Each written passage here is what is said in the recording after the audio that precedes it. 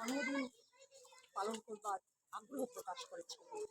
কিন্তু উনি এতটাই উদার মনা ছিলেন, তিনি বলেছিলেন যে আজকের দিনটা অর্থাৎ 5ই সেপ্টেম্বর শিক্ষক দিবস হিসেবে উদযাপিত হোক।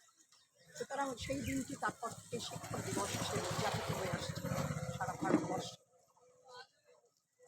এমন একজন উদার মনা মানুষ, এমন একজন জ্ঞানের প্রকাষ্ঠা, তার প্রতি আজকের দিনে শ্রদ্ধা জানাতে পেরে আমরা সকলেই, সমাজের প্রত্যেকটি মানুষ ধন্য।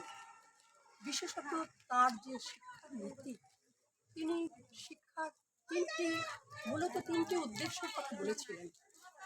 যে শিশুদের ব্যক্তিত্বের অধিকারী হতে হবে, তাদের সার্বিক জ্ঞানের শিক্ষা দিতে হবে, তারা যাতে সার্বিক জ্ঞানের অধিকারী হতে পারে সেভাবে তাদেরকে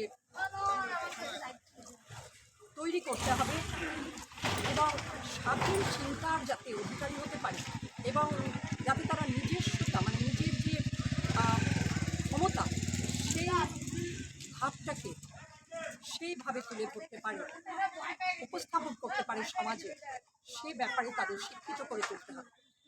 এবং শিক্ষার মাধ্যম হিসেবেও তিনি বলেছেন প্রাথমিক স্তরে এবং